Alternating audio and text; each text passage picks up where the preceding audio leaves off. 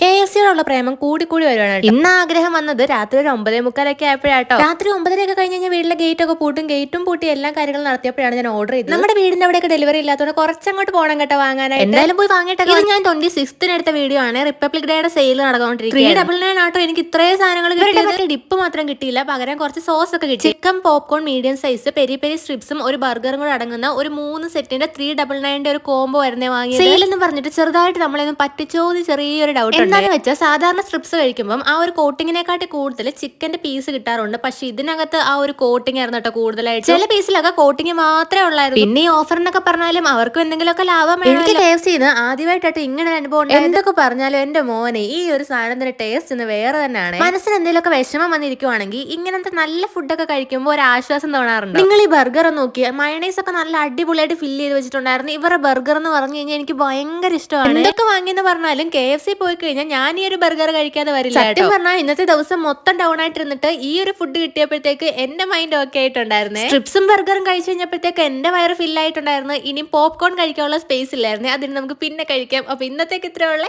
Tata.